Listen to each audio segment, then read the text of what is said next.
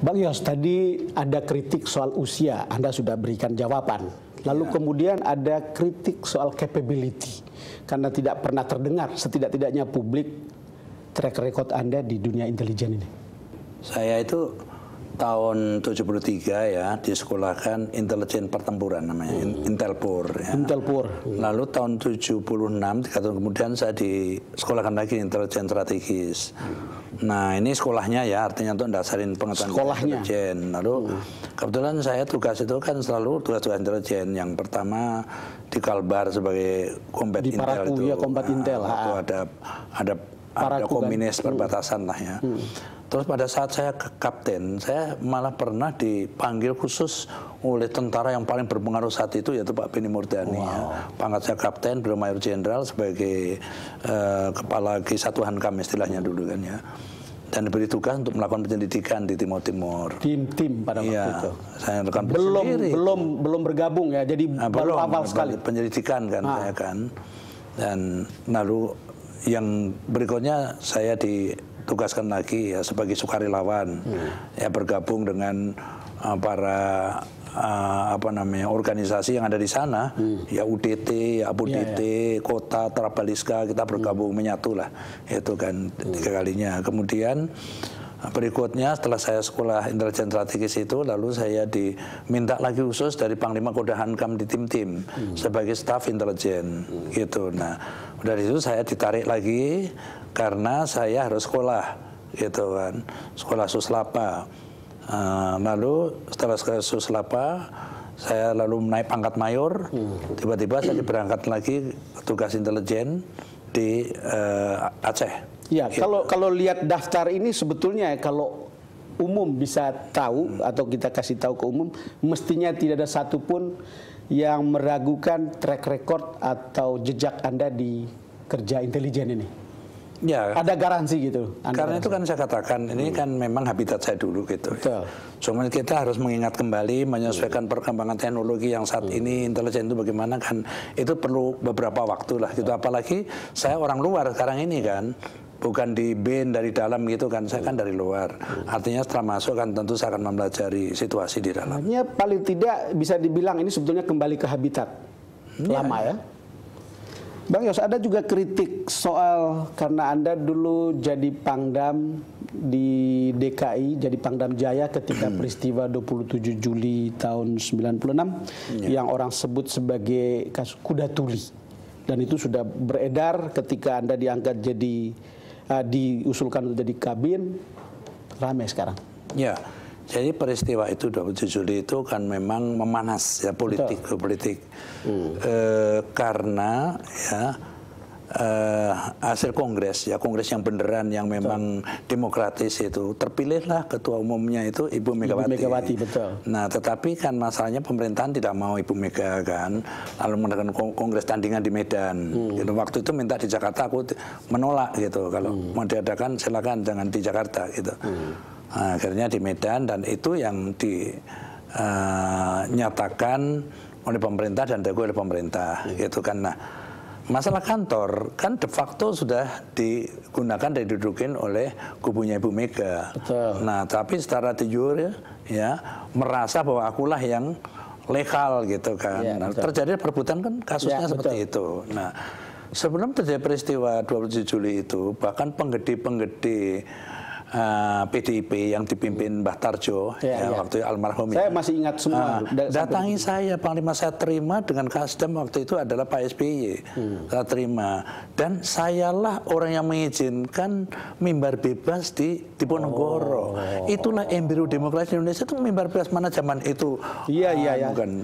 Mereka tidak tahu kalau aku dimaki-maki gara-gara itu kan. Ini yang orang tidak tahu, bahwa Anda lah yang kemudian memberi kesempatan untuk kemudian ada mimbar bebas di sana. Dan itu adalah awal dan semua tokoh-tokoh yang ekstrim waktu itulah ya bahasanya zaman Orde Baru ngumpul semua di situ mengatakan mengkritik pemerintah. Saya anggap itu rumah mereka, dan dia juga kita batasi di situ. Jadi di dalam kacamata saya nggak ada masalah. Artinya kalau lihat dari segi itu, kalau kita kembali ke tahun 96, mestinya Ibu Mega, PDIP bisa melihat bahwa ada sebetulnya jejak Anda untuk membesarkan ini. Penggedenya termasuk Ibu udah pasti ngerti ini.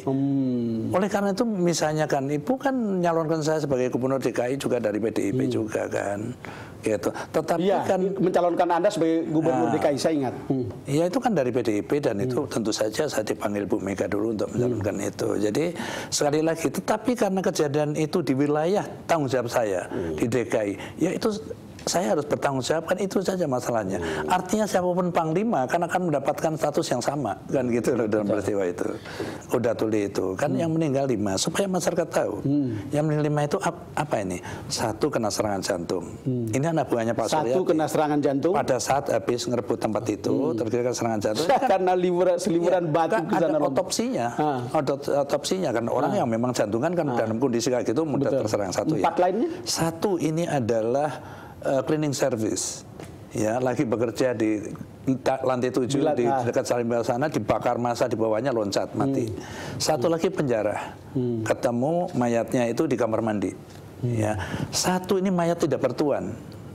Di mana tidak bertuan? Karena dia didapat orang adalah di Gunung Sahari, jauh dari peristiwa itu. Sementara Senen saja kan aman, apalagi Gunung Sahari. Tapi dia ngeledak di jalan, dibawa orang kan ke Rumah Sakit Gatot Subroto, dijejerkanlah dengan 3 mayat ini kan, jadi masuk barisan kan jadi 4. Segini banyak. Kan 4. Nah, pada saat kejadian itu kan yang menghandle itu kepolisian, dalam hari ini Polda Metro Jaya, almarhum Hamaminata kan. Nah, kemudian jam 3 sore pada tanggal 27 Juli saya ditelepon sama almarhum Dibyo Widodo Kapolri. Panglima, saya sudah melapor Pangap bahwa kami tidak bisa menghandle lagi, jadi saya limpahkan kepada Kodam. Jadi saya ngambil alih itu jam 3 sore. Jadi bukan kesan bahwa Pangdam Jaya pada waktu itu juga membiarkan ini terjadi, bukan? Loh iyalah kan. Justru dari Hamami, almarhum ya?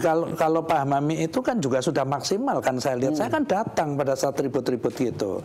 Karena seorang komandan, pemimpin harus datang dalam keadaan yang kritis itu harus untuk melihat di lapangan. Aku kan memberikan tunjuk sama pasukan saya. Ini kepolisian. Jadi kalian siap aja kalau diminta, baru kalian ikut melibatkan diri. Nah, lalu yang dilimpahkan atau diterimakan yang meninggal itu 4 ini. Nah, kemudian karena banyak cerita gitu sehingga Komnas HAM menurunkan tim yang dipimpin oleh Pak Bambang Soeharto. Nah, ketemu 1 lagi. Gitu loh, Matt. Nah, ini gimana peristiwanya itu? Ternyata pada saat masa ini mau nyerbu polsek yang di perempatan itu, ya Salimba itu kan, ada polsek kan di pojok itu. Nah, anggota polisi itu nembak ke atas sekali lagi, bukan nembak begini, nembak ke atas. Dan peluru itu terus terbang sana ngelibatin gedung-gedung, turun di Pasar Burung Pramuka, ngenain persis dadanya tukang jual teh. Jadi bukan nembak orang di situ lah ya. Bukan begitu kan. Nah, dan ini sudah artinya sudah diberikan apa namanya ya perlakuan yang wajar lah oleh polisi lah ya. Dikasih ongkos untuk segala macam kan. Nah, baru dilaporkan kemudian 5 ini kesimpulannya apa? Kesimpulan tentang 5 orang ini apa sebetulnya? Artinya tidak ada hubungannya dengan itu karena atau? Tindakan aparat dan apakah itu dari kepolisian maupun dari TNI, dari pasukan saya kan tidak ada. Gitu. Bandingkan misalnya dengan peristiwa Mei kan jauh banget. Kenapa nggak diributin kan gitu kan? Kan gitu kan. Bang Yos, kita akan lanjutkan lagi setelah ini. Pemirsa, kita akan jeda sejenak dan kita akan segera kembali.